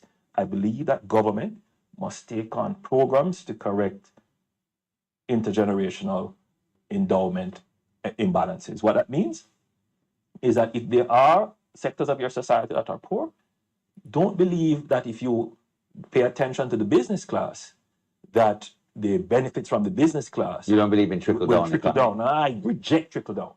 Why? Why? Mom, come on for me too. Yeah. What a yo, the light is hot. Oh, man say no business. He don't believe in a trickle down. So Jamaica, I want to see the poor get elevated to snake oil salesman. The man come in and speak all the good thing, you know. As a poor man in Jamaica, I say, Jano. At last I'm gonna speak with I. He might go come in and make sure say, boy, the poor get take the build the country from ground up. The man say no business. He say in the pocket of the big man them. Then him say him believe in a trickle down. Him believe in a build from bottom up. God Jamaica go see if the people know struggle out there enough of them. People call me platform even yesterday. Mighty goodness. That man come off of me to you too. Yeah, you lie there heavy. Supporter of free healthcare and free tuition. Right? And I'm also a very staunch supporter of a well-defined welfare system. I don't want to use the word welfare system because, you know, it connotates all kind of things, but clearly a well-defined social safety net. I'm a staunch believer in that because that is the only way you're going to truly address the issues of the poor. It's well. A man like you where I come from poor. You know everything where the poor want before you come in there and more. And you mean to say you come in there. You come in there. I ain't not do nothing for the poor. Hold on there, man. I will call me. Me not take no call, you know. But why go on the family? Yes, sir. Afternoon, brother. Good afternoon. Alright. Why China? The boss them will buy from China. Why China buy boss them? Come again? The boss will check with them, say them buy, claim say them buy from China. Why did China flag? Look at the boss them say that the boss them say that. Why I have no clue, but because the such man is close to the Chinese, them and boy them, so hey.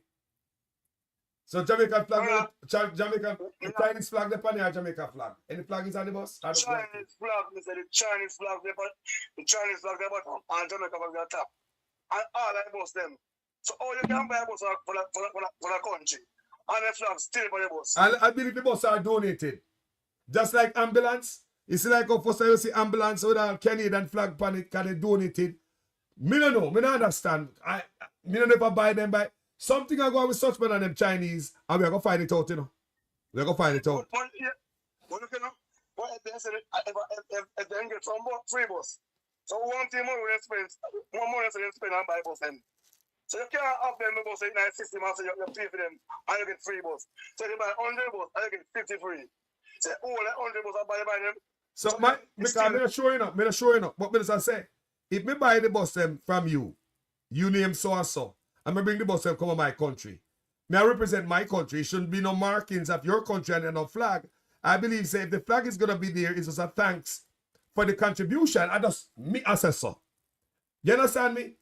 Maybe they say that it's a thanks for the contribution. If you contributed to me and your flag is on it, me gonna show say this is a good thank you from your country to my country. So me pair my flag there and continue keeping your flag there. But if me buy these buses, me don't think say flag should be there. Exactly. When PJ buy them, when PJ and when PJ buy bus for other country, me not see them flags upon the bus them. Yeah. Yeah. Me don't know what going on there, brother. But me say whatever I go on between such man and the Chinese, I go come out. When you bus them, pay a green seat in the bus them, brother. Pay a green seat in the whole bus them, brother. Green seat. Look at that, people. Do I make you those a labor right bus? Green seat in the bus. When PJ was not orange bus in the bus them, I pay a green seat in the bus them, brother. Green seat. Green seat in the bus. May I hear the people? Me was foreigners near you, brother. Me hear you, brother. Me hear you, brother. Jaja. Anyway, family. Brother, me can't never walk on, brother. Nobody like most people love them culture, not like Wagwan. Nobody will love them culture. Really, you really can't like Wagwan if you love your culture right now. Unless you just think about the box food and the $5,000. That's all, bro. Daddy, all people run at them thinking about somebody. A whole level of a green seed. I said to myself, when I police force, I pay a green. They want to buy them green helmet. What kind of country can I Green bike, green helmet. Yeah, man, that me say I go on, man. Green bike, green helmet. Labor right out everything. Think about that. Stupid. That is childish, bro. You hear me? That is stupid and childish. That is stupid and dumb and childish. I tell you, we have picnic around the country. We have the adults. So, maybe go and finish play that thing when I play and elevate the energy. You see what I say? Respect for the calling every time, you know.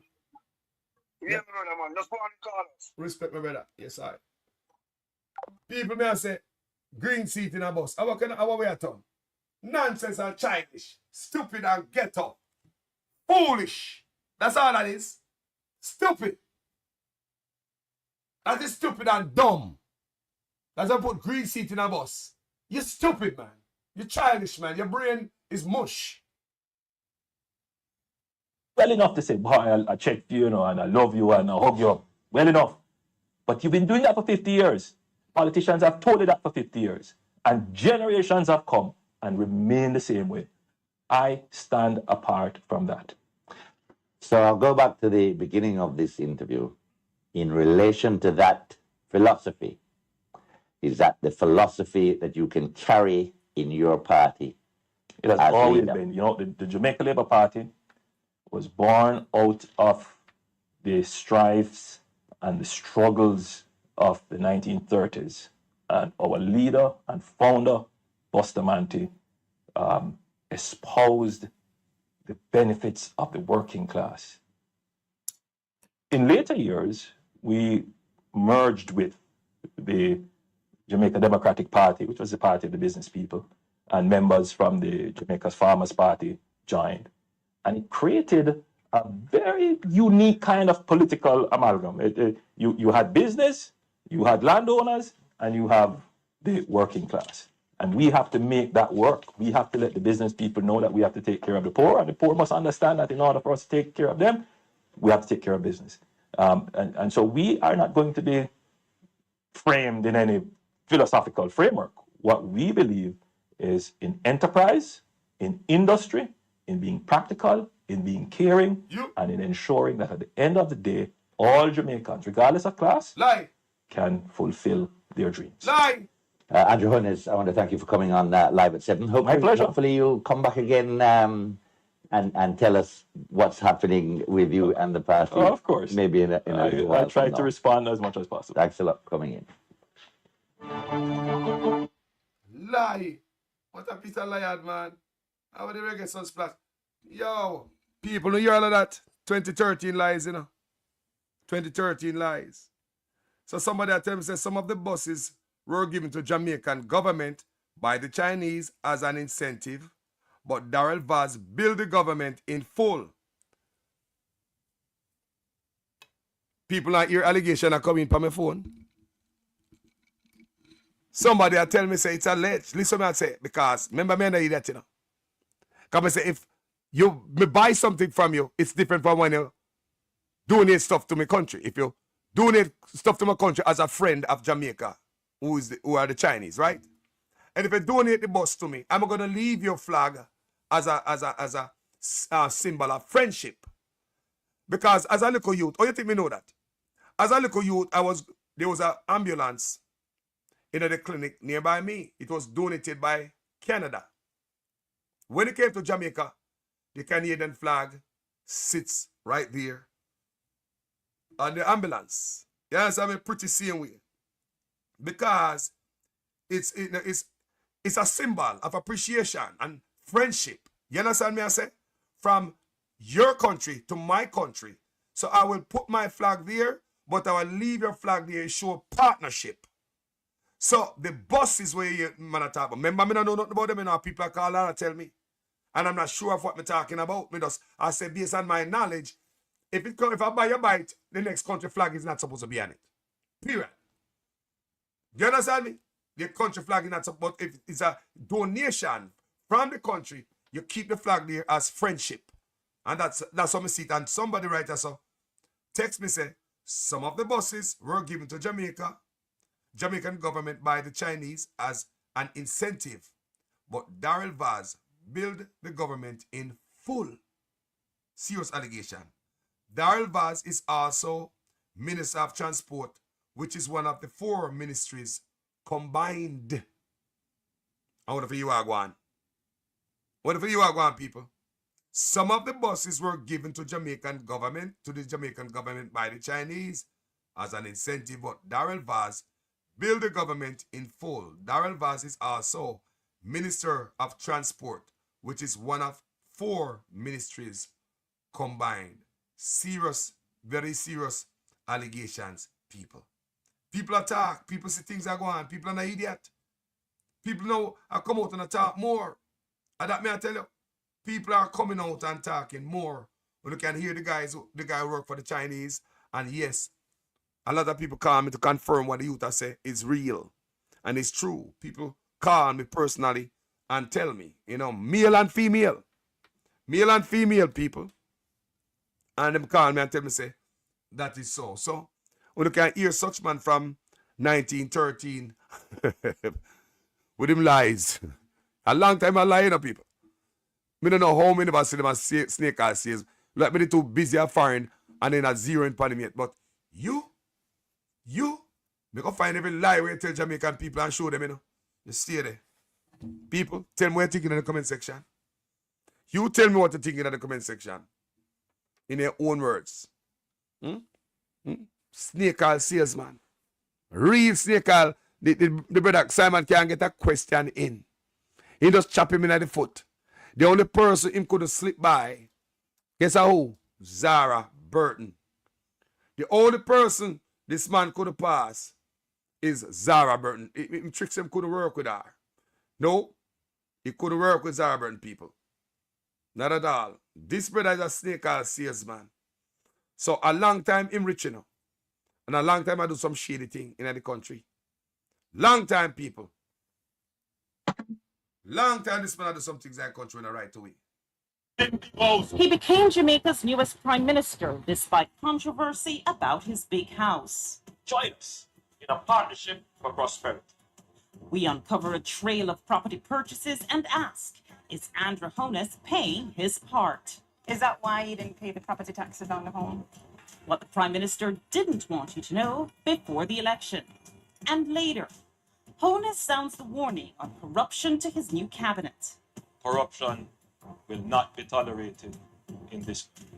Does his own record raise questions when it comes to awarding public contracts? When each side is in government, there are uncomfortable levels of awarding of contracts to persons who are either political supporters, campaign financiers, or other connected parties. We reveal how Holmes signed off on taxpayer money for a contract to his associates. On this episode of 18 Degrees North.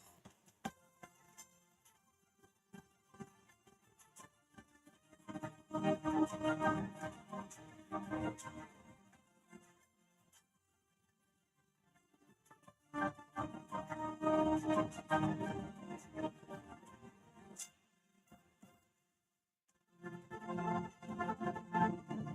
Degrees North is brought to you by...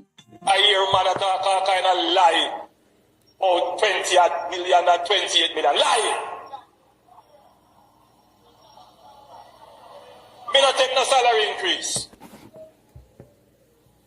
So my salary is what it was before. And I tell you something, I feel like just keep back to.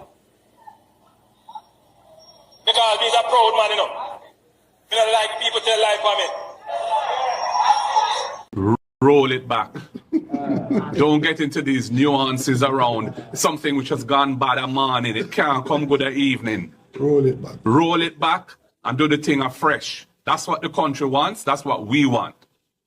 Roll it back, Prime Minister. You say you do it for yourself, do it for everybody, including me and him and everybody else. Roll it back. Don't get into these nuances around something which has gone bad a morning. It can't come good a evening. Roll it back. Roll it back and do the thing afresh. That's what the country wants. That's what we want. Roll it back, Prime Minister. You say you do it for yourself, do it for everybody, including me and him and everybody else. Roll it back. I couldn't leave this stage without saying to you that corruption is not an issue that occupies the front of my mind. I couldn't leave here today and say to you that we still need to tighten up on the new anti-corruption systems and framework that is in place. In a sense, if you were to compare Jamaica to all the other countries in the Caribbean, our framework for anti-corruption would be the most advanced. It is not for want of putting in the legislative and institutional processes. They are there. But you have to bear in mind that we are also very new on the scale of dealing with anti-corruption issues. So there is a learning curve that we are going through. What is important is that the government supports the development of the institution so it can accelerate very quickly on that learning curve and provide the resources so that they can move very quickly on the learning curve, and that the government does not intervene or interfere. And that message goes to the opposition as well. Leave the anti-corruption and policing agencies to do their jobs. And that the government does not intervene or interfere. And that message goes to the opposition as well. Leave the anti-corruption and policing agencies to do their jobs. Leave the anti-corruption and policing agencies to do their jobs.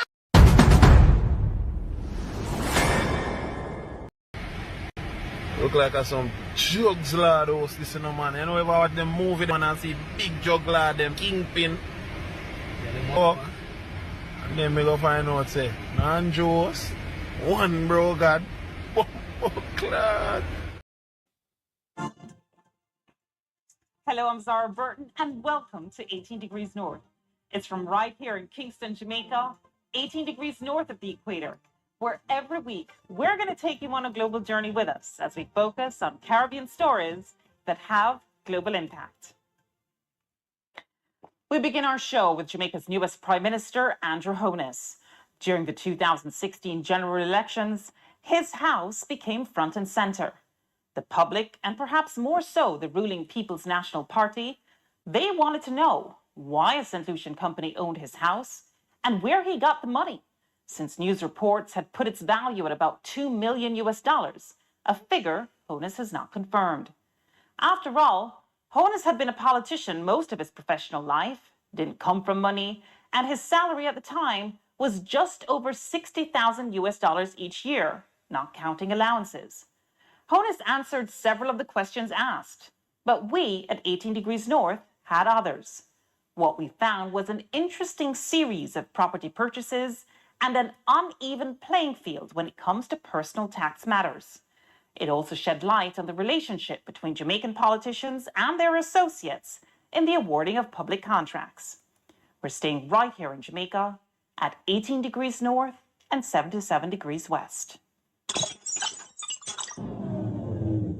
Labour Party believe that every poor man must build his castle. Every poor man must build him big house. And we not grudge of it. We are going to help you to achieve that. That is why we say education be free. Health be free. And we must make the place secure so you can live and enjoy yourself. This is the house, built on 3/4 of an acre, complete with stone-cut wall, in the exclusive Beverly Hills neighborhood just outside Kingston. It's a huge upgrade from where Jamaica's newest Prime Minister and then opposition leader Andrew Holmes says he was born. I was born in a 2-bedroom board house at 56 Cumberland Road in a Spanish town. My father is still a farmer and my mother is a retired civil servant. Look like some jugs lad house this man. You know if I watch them movie man and see big jug lad them kingpin. Walk.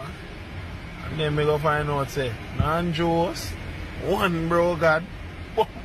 Clad. Property records showed the Beverly Hills land was purchased by a St. Lucian-based company, AdMat Incorporated, for $300,000 in 2011, 3 months before Holmes became Prime Minister of Jamaica for the first time, and when he was Minister of Education. There's no mortgage listed. In a statement, Holmes says he's the sole director of AdMat and a shareholder, along with his 2 sons, Adam and Matthew. Holmes says he got the money from funds in his accounts at 2 of Jamaica's investment banks and used his savings, salary, loans, and credit from suppliers established through his wife, who is a real estate developer, to build the house, costing him approximately $52 million, or around $525,000 US. He says a St. Lucian structure was used for estate planning. His attorney, Patrick Bailey, says there's that, and the additional potential benefit of avoiding transfer taxes. If the house at Beverly Hills is the only asset and he was selling it, he would simply sell the company, sell the shares. The company would have its shareholding transferred from him and his children to the new purchasers, whereas the title would remain unchanged because the new purchaser would be the owners of AdMat and be the owners of the property. So in that case, there's no transfer from one entity to another. So you save on transfer tax and stamp duty and those sorts of things. Civil society activist Carol Narcisse says the leader of the country shouldn't be trying to avoid taxes. Especially if you're a prime minister and you're telling your citizens that they need to conform to the regulatory environment that you have designed, that you do not think you can adhere to, because it is inimical to your interest to adhere to it, or inimical to the interest of your children's future to adhere to it, then there is a major, there's a major inconsistency there that you need to explain. You built this?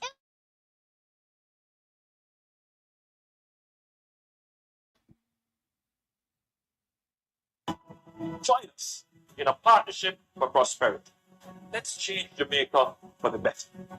Choose prosperity. Does he own other entities in there, in AdMat? In AdMat? Yeah. I think he has at least one other property in AdMat. And where is that?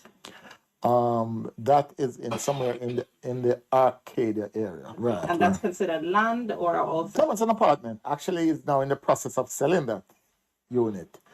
He owes suppliers, because suppliers gave him credit for the house he's building in Beverly Hills. And source of funds for that was what? That one, I can't recall all of those details, but I seem to remember that he has always used the house that he lives in and get loans and that sort of thing. We checked the title for the property where Bailey says both Holmes and his wife lived at the time of our interview, and found no additional loans or mortgages other than those originally taken out in 2002. The man rich people. You know, listen, everything pay for cash. This man are rich before him turn prime minister. This man are rotten rich before him turn prime minister. And it's like the man coming in and can't cool down. Now we are here, the entanglement with the Chinese, like man does a work for God prison. Bro, you're rich. Cool no man, Zara Burton do that work upon you. Just cool no man and go and live. Boy, what more do you want and get yourself 300% And they rates? bought the house for 7 million Jamaican dollars, around 144,000 US dollars back then. So you were satisfied then with the source of the funds in both cases? Oh, absolutely, absolutely, absolutely, absolutely. He saved in U.S. stocks and amongst his portfolio. So he was saving, because these are savings. Is that savings from him alone or him and his wife? I don't know that level of personal detail. That would be. Yeah, I don't know that level of. Of what you know, is there any evidence? I know of nothing. I've known nothing else that he owns in relation to Admat. Like he currently owns it. We checked the title for the Acadia property and found that it was indeed purchased by the same St. Lucian company, Admat Incorporated, in 2008, again when Honus was Minister of Education. The price tag, 16 million Jamaican dollars, around 219,000 US back then, and again, no mortgage was listed. Further, we also checked whether Admat owned additional properties and found one more. A half-acre lot, also bought in Beverly Hills on Wycliffe Close in February 2009, also when Honus was Minister of Education, price tag, around 15 million Jamaican dollars, almost 173,000 US dollars. Where get the money from? In them time there. Where this man get the money from? Property all bought and everything pay for cash.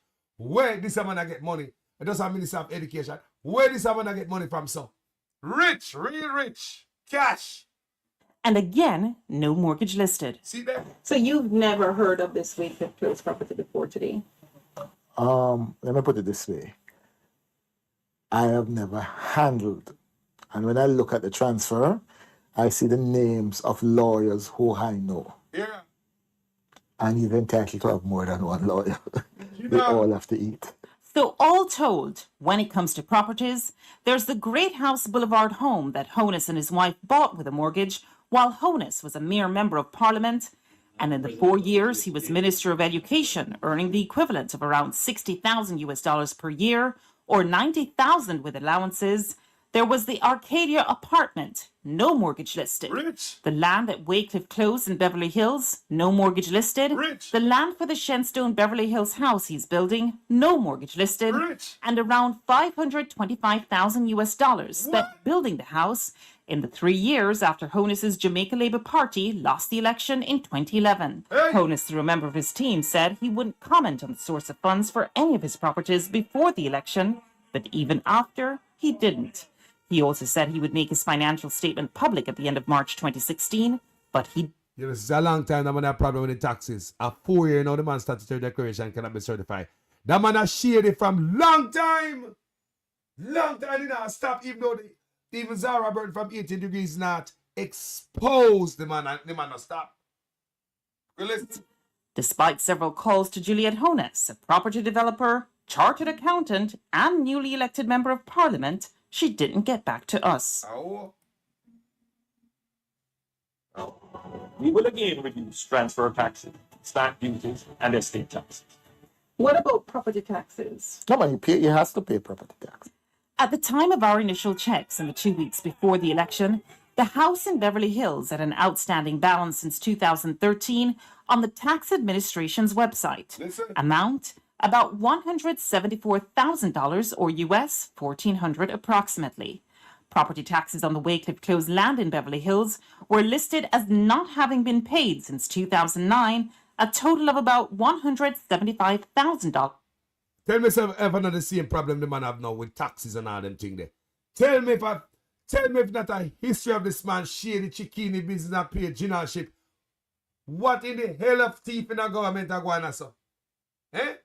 What in the name of thief, criminal in the government are going on so? Make we listen. Or US around $1,400. And the Great House Boulevard home that he owned with his wife Juliet, that was listed as outstanding since 2014, owing Jamaican $64,000 or about 526 US dollars. We call the tax administration to confirm. Volume is 1118. And you own it? Yeah.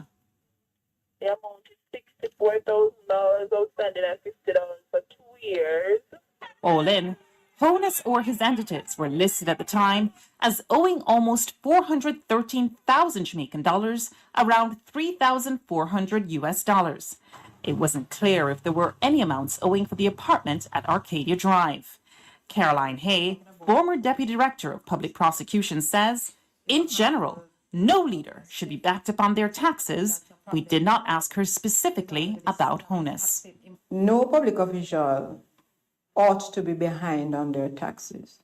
You are in a position when you're a public official in a position of trust, and one would imagine an example to the nation as to what values we want in positions of leadership. Days after 18 Degrees North brought it to Honus's attention, and before the election, the tax administration's website reflected zero balances for the 2 Beverly Hills properties at Shenstone Drive and Wycliffe Close.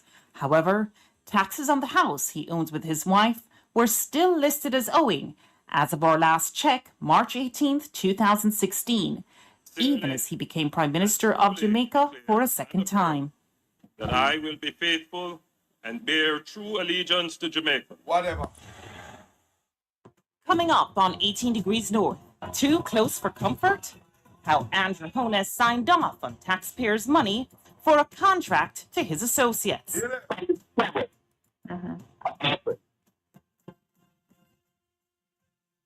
18 Degrees North just uncovered a trail of property purchases linked to Jamaica's newest Prime Minister, Andrew Honus.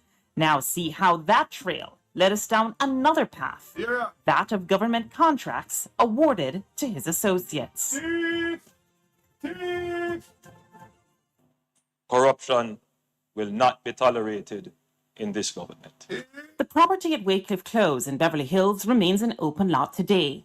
As it turns out, the owner, Andrew Honus's ADMAT Incorporated, applied to the National Environmental Planning Agency to build townhouses in 2010, but that application was turned down.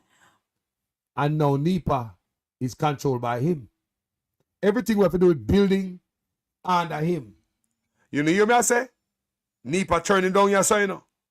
But NEPA end up under him. How that happen? Is that an accident? No, like seriously. Like anything we have to stop him roll over them, capture them, lock them up. Me don't know. But if you notice as well, NEPA him check out to get permit for build, and NEPA turn him down. So is it a coincidence or accident or whatever why NEPA is under him now? So that means if you want to build anywhere, anytime, you think them gonna stop him? Just a question may I ask. Presenting ADMAT in this application was one Robert Garvin. Robert Garvin is not a director in any way, shape, or form of ADMAT. No, man, he's not. But why would Robert Garvin's name then appear on an application to the land development? Because he acting as agent, he's doing the process. That's not unusual. According to Companies Office records, Robert Garvin is or was the director of other entities affiliated with Andrew or Juliet Honus: Positive Jamaica Foundation Limited, Sunshine Mobile, West Central St. Andrew Trust Limited, Omega Bridge Finance, and the now removed Toledo Taxi Service. What's Robert Garvin? Robert Garvin. Never met the name, never heard the name. But I do remember Positive. But I did set up Positive Jamaica, I remember that. Right, but he's one. Positive Jamaica is in part a director by Garvin. I know he was a director of and by the way, one more thing. What about the fact that Garvin used this address, 28 Herb McKinley? Because this is my address. It's precisely what I'm saying. You're at 28 Herb McKinley. No? I know. Why Robert Garvin used it and because we set up the company here. Garvin, I'm not saying that. I don't remember the name. Separately, Robert Garvin is also listed as the director of Westcon Construction, along with one Donovan Simpson. Listen. Garvin used the address 25 Dominica Drive while setting up Westcon, the same address he and Honus used when registering West Central St. Andrew Trust Limited. Government records show Westcon Construction as receiving 14 government contracts, totaling 28.5 million Jamaican dollars, or around 386,000 US dollars. This was between 2006 and 2009, even as Honus or his wife shared directorships with Garvin on 4 entities. 12 of the 14 contracts were under the GLP government with which Honus has a career-long affiliation. 9 of the 14 list 0 or only one tender. 10 of the 14 were granted by the Minister of Education when Andrew Honus was minister and by the National Works Agency and Social Development Commission for work in Honus's constituency. Honus even instructed the Social Development Commission to pay Westcon Construction just under $1.5 million Jamaican dollars, or around US $21,000 back then. He signed the document himself. There was only one bidder for cleaning, bushing, and trimming of the roadways in Honus's constituency of West Central St. Andrew, and no procurement committee approval. Payment was requested by Honus December 20th, 2007, and paid promptly on the same day. Wow. When contacted in a general sense, the current Social Development Commission head, Dwayne Vernon, said, while not the norm, it is possible to have a request and payment on the same day, especially when there's a contract in place with stated payment dates. Vernon, who didn't address this contract specifically, also said, the SDC does not procure for constituencies. This is the prerogative of the MP and his or her project officer. Civil society activist Carol Narcisse says awarding of government contracts in Jamaica has been a long-standing cause for concern. When each side is in government, there are uncomfortable levels of awarding of contracts to persons who are either political supporters, campaign financiers, or other connected parties. We asked Honus whether he declared his relationship with Garvin while contracts were being awarded to Westcon Construction, but he didn't get back to us. We called Garvin, but he said he couldn't talk at the time, and he didn't answer our text message. When contacted, Garvin's partner in Westcon Construction, Donovan Simpson, he tried to distance himself from the inner workings of the company. I don't know where he's put it. I don't know how much was collected. So you didn't benefit from these contracts, that's what you're saying? No. Even though his name is not on the filing, is Andrew Honus a part of this company? No, not to my knowledge. No, man, he's not a part of it. Do you know if Garvin is a friend of Andrew Honus? Yes, yeah, man, they are friends. They are very close. Before Andrew went in politics, you know. I met him at Seattle's office because Robert and Seattle were very close also. Okay. So the first time I saw Andrew is when Robert invited me to the Seattle's office in New Kingston. We searched, but could find no record of Honus declaring his relationship with Robert Garvin or Donovan Simpson, and the Office of the Contractor General would only say that we should request an investigation, which we did. When asked in a general sense, and not about Honus specifically, Caroline Hay says these kinds of relationships should be declared. In the procurement rules and guidelines that I've read, there's been a concern about whether there is a connection either directly, meaning you have an interest in a company that's bidding for public assets and public benefit, or indirectly, meaning it's in the name of a wife, in the name of a girlfriend, in the name of a child, in the name of an associate. It's the duty of all staff and any other public officers and officials directly or indirectly involved in the procurement process, especially in the preparation of bidding documents, evaluation, contract negotiations, contract management, and payments, to declare any potential conflicts of interest. Whether Honus declared his relationship with Garvin remains unclear. However, Bailey, his attorney, is adamant that all assets associated with Andrew Honus were declared. In every case, everything that he has owned from the time that from even the time he set up ADMAT, going back to 2001, everything has been declared. We checked with the Integrity Commission, but no one ever got back to us. Information submitted is usually confidential.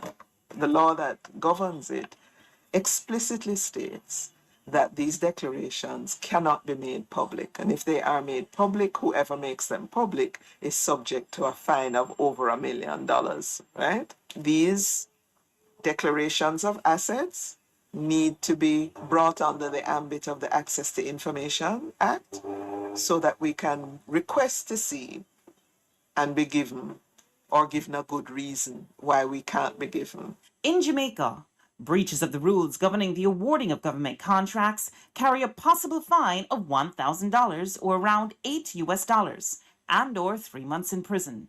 That's it. See what happens when we try to get answers from Andrew Holmes on the campaign trail. That's next on 18 Degrees North.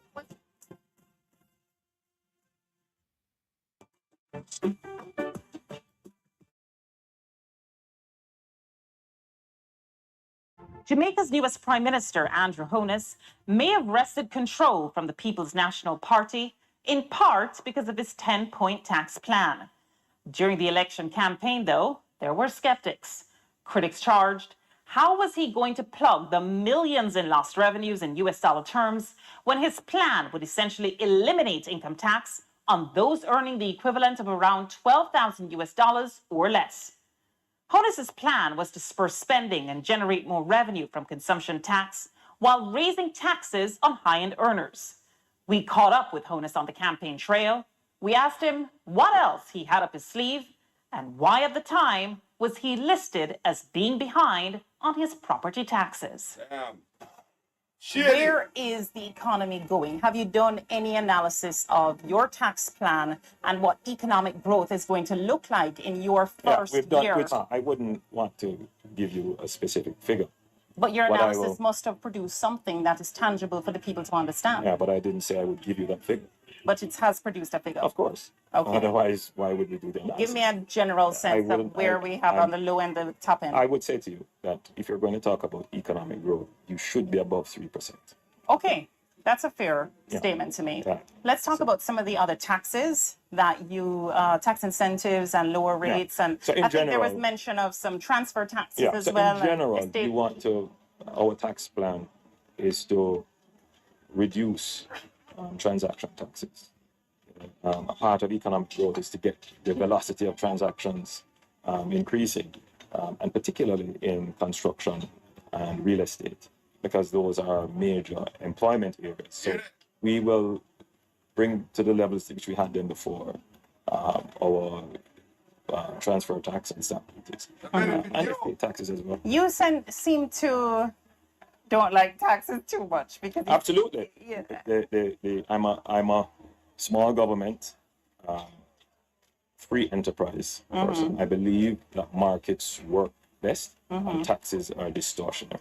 Okay. Is that why you didn't pay the property taxes on the home? On my property taxes. She joke him in the eye. Because she asking, say, seems as if you don't like paying taxes, he might push it about the government. She not talk about government, she talk about you. Are you she talk about this? People say that I'm not slick. She ask him about taxes, he might talk about I'm a small government. No, she not talk about the government. You know, so she talk about you. That's why she joke in her eye after I tell her about the government. She say, oh, that's why you never pay no this and that. I could go and listen over there. On the THS website, when we did the valuation numbers for your properties, the outstanding taxes are there. No, my taxes are paid. When we looked, there was your Great House Boulevard property. There was your property that's owned by ADMAT, which you say you're the sole director of. And then there's another property that we actually found under ADMAT as well, up at Wycliffe Close. All three were outstanding.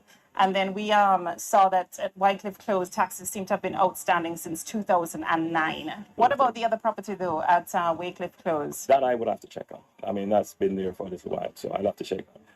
But I don't want to distract from the message. No, but you are the person that's saying that you don't necessarily love taxes, yeah? Yeah. And so you are the lead. You are a leader of this country, potentially the premier leader of this country come next week.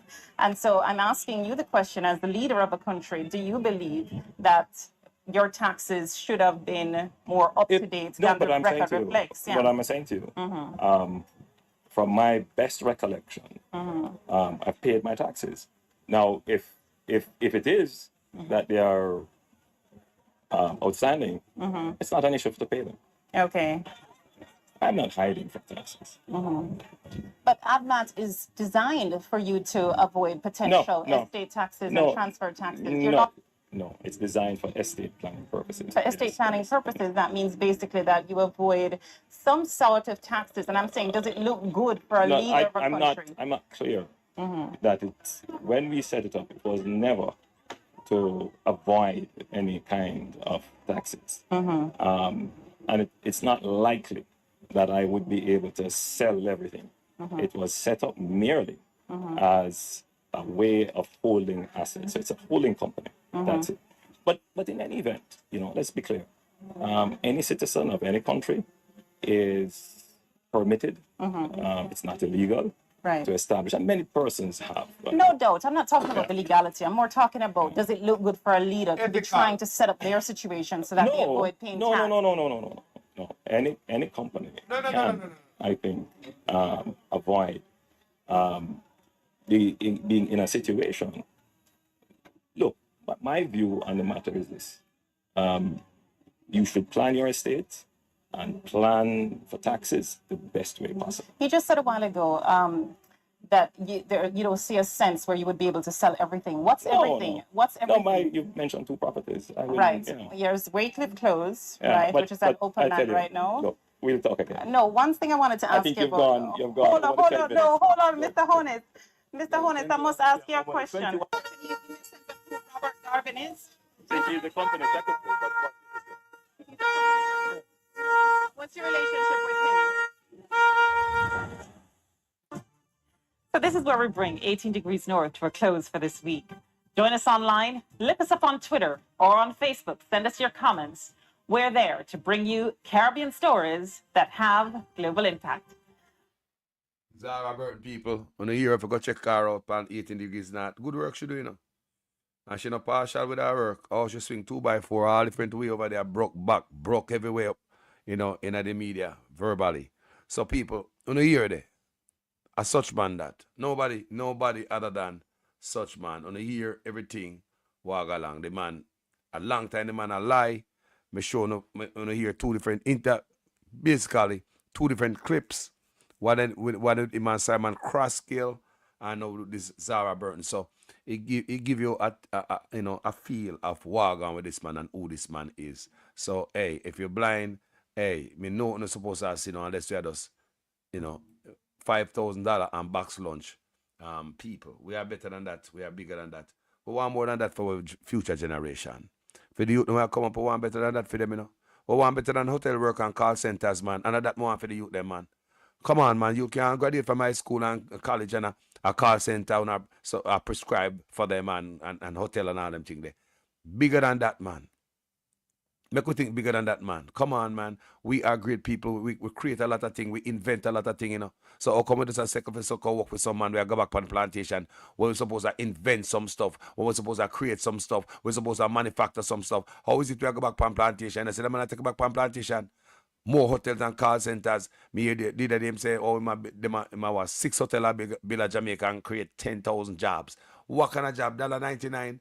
Say the man not work for that. When really I work, we get foreigners to come to Jamaica. 'Cause Jamaicans can't afford that. They can't afford to pay a taxi fare and back and forth on a picnic. They can't afford that. So we know them and try to cut out the people because we don't have too much picnic. And then we have to drive too far to come and work. So rather them get somebody from foreign, make build one place where them live or find a place where them can't even walk, come and work, cut out all of that and pay them cheaper and cut off from under uno. We never know that. We never know say that them a plan for do, don't know. We never know say that them a plan for do. For bring in others. Because we can't bother in reality, the money now pencil out. If you go back and forth to work. People call me and tell me, and when them start do the maths and explain, me say, wow. When Friday coming out no money then, you have picnic go to school, you have to give picnic lunch fare, bus fare. Then you need a bus fare go to school, at work. You can sacrifice your lunch as a parent and pick and find a little thing to eat or even fix something from home and go to work and warm it up and eat it or whatever the case might be. But it's when it comes to the youth, them have to make sure so them have them lunch, I go to school and then bus fare, so them not go to school, go look for another picnic and going up teeth, picnic, sitting and all them things there because of wants and need. You see me as a people? So it's rough. Then you have to, hear the lady call yesterday and say that, they can't go market. Can't go market. Look, money come in, they can't go market with it. What is going to be left to go to market? People tell me say a long time them not go market, And if you live in a market, what kind of food you consume And they say the vegetable they're fresh. And they say the fruit they're fresh. And they say everything. How come you not go market? If you not go market at a supermarket, they tell me say, a rice and flour, chicken and chicken back, we are eat. Rice and flour. Can't go market. So you go buy your food. You can't go buy a piece of yam, piece of cocoa dasheen. You can't go buy nothing. Not even a hand of ripe banana if you're picking them. What about a pineapple, piece of melon? Yo, not even sugar cane. They don't expect the people of Jamaica to be healthy. Rough part on the family. Me don't know how to do it. My name is Jamaican Carlos, man. Hurt me out all the time with me. You know, and see them boy are rich. Rich from long time and them boys still take 300% raise. Look how the wickedness go. Man rich and still take 300% raise and go like them poor. Real rich people, wealthy. Wealthy people. Here's Robert not tell you everything pay for cash. Him house when him living a him alright with that long time, that pay off long time. So as a prime minister, you have your house, you have your property them. You're supposed to work for the people. You're not supposed to want nothing more. As a prime minister, come in and lift up the country. You're not supposed to want nothing more. Then we hear about these allegations with you and the Chinese, them in a chicken business and all them things there. And if I get to know these things, you bet believe say the US know more and other people know more. Mighty God, people, thank you for watching this video. At the end of your 9 years, instead of improve the country, I give you, do the water. Did so bad and poor that you have to be lying to the people about water that they didn't even give them. Have water come from some tank and I come lie to the people about how water run in a them pipe. How come in a year little Matthew come out there, go up at the people in place, go do a video. Look how long we vloggers are beat to know on this. Go to the place and do a video. Only too damn wicked. Anyway, people, thank you for watching this video. My name is Jamaican Carlos. I'm out. It has been a long journey. And today is the day that the Lord hath made. We should rejoice. Amen, sisters and brothers. It is time to collect the collection. Those who would have to buy water from the water truck, you would no longer have to do so. You can now have water in your kitchen and water in your shower. If you're getting water from down there, so you're not getting any water from the tanks them down here, sir? Eh? You're not getting none?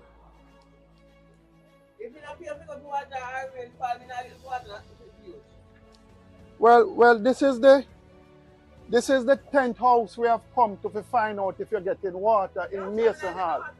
You're not getting none? I buy half a buy. Yeah. I've been saying that water. If you rain up all night, I'm not getting water. Oh wow. All right, Auntie. Thank you. Here? Yeah, okay, sir. All right, good. I hear the Minister of Water, he speak about mischief. Not mischief making. What we're doing, we're agitating for facts and the truth. Look, let's start speaking honestly to the Jamaican people. Let's start speaking honestly to them and get an honest solution in ensuring that we can give water. But look, right across the country, there are candidates that the JLP has put up that is desperate right now. Comrade Woodbine is leading in the polls. I want to say to the people of Mason Hall, look, you have a fighter here getting ready to fight for you. So ensure you elect him your next member of parliament. See what's carrying water there for the people in Mason Hall. People still have to be trucking water to their homes in Mason Hall. Those who would have to buy water from the water truck, you would no longer have to do so. You can now have water in your kitchen and water in your shower. It has been a long journey. And today is the day that the Lord hath made. We should rejoice. Amen, sisters and brothers. It is time to collect the collection. I'm here in St. James, and I just want to bring attention to Jamaica. I just want to bring some things to your attention as the shadow spokesperson on water. In 2015, we had one of the worst droughts I dispatched over 20 trucks, myself and Bobby Pickersgill, senior minister at the time. When the JLP government came in power in 2016, They dismantled the rapid response unit. The unit had 39 trucks that we spent billions of dollars for in ensuring that nobody price gouge you and charge you extra money to truck water. And the government would have the capacity to truck the water to you at no cost to you, and nobody can overcharge you. Look behind me. Acres of trucks parked since 2016. JLP government dismantling. I can tell you this, the only plan the government have, just like how they don't have any plan for crime, they don't have a plan for crime, they don't have one for water. The only plan they have is to pray like the rest of us that God Almighty give us some water pretty soon. This is sad.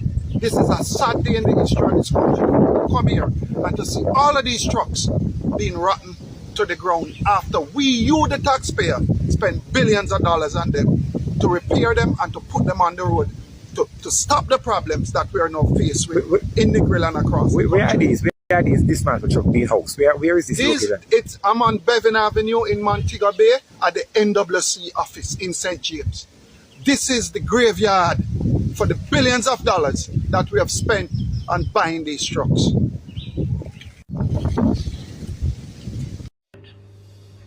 Every agent of the state, every employee of the state, every state agency, every state department, every ministry must treat our citizens with respect, that they have rights, and the right to life is the most important right, and no one is to be deprived of that right.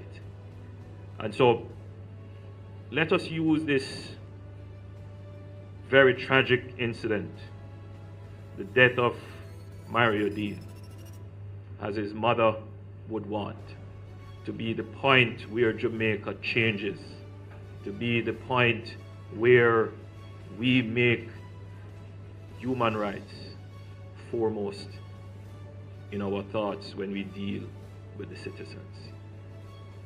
The development of our country is not just our growth in GDP, but a large part of it is how we expand and protect the rights of our citizens. That is indeed the new challenge that faces us in the next 50 years of our independence.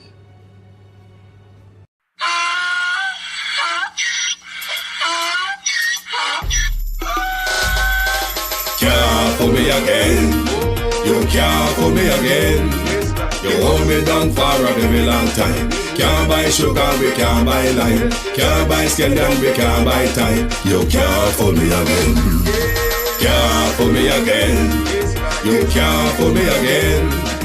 Hold me down for a very long time. Can't buy sugar, we can't buy lime. You touch up line and a resort to crime. You can't fool me again. What we gonna eat no money, what we at you, eat no at you. Covid money, miss away, eat the your little rat you. Use the youth, them money, waste my must have mantis statue. Say we like a cash, but we got enough, we got you.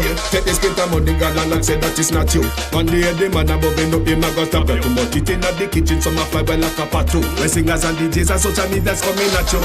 It burn me 300% free. It burn me garbage pile of the day. It burn me give the teacher them raise. It burn me I see corruption please. It burn me mash down the people them house. It burn me every day appear arms house. It burn me appear money them a thief. It burn me and them a sell out with each. Can't fool me again. You can't fool me again. You hold me down for a very long time. Can't buy sugar, we can't buy lime. Can't buy scallion, we can't buy time. You can't fool me again. Can't fool me again. You can't fool me again. You hold me down for a very long time. Can't buy sugar, we can't buy lime. You touch up line and a resort to crime. You can't fool me again. Come me say big up all the charities and all of the givers. Some a go like say them powerful, me no make a bigger. The already promises, none of them not deliver. Cut up the youth, them rough and they down in a whatever. Member bowl honey and they lie them tell. Corruption smell and they pocket them swell. When police don't a market like Satan out of hell, go mash up people start like thief when them sell. It burn me. Or they treat the market man. It burn me. Or them a treat the cat man. It burn me. Or they treat the peanut man. It burn me. Or them a treat the dirt man. It burn me. Or them them a treat this old man? Big Bunny. How them a treat policeman? Big Bunny. How them a treat soldier man? Big Bunny. How them a treat everyone? Can't fool me again. You can't fool me again. You hold me down for a very long time. Can't buy sugar, we can't buy lime. Can't buy scandal, we can't buy time. You can't fool me again. Can't fool me again. You can't fool me again.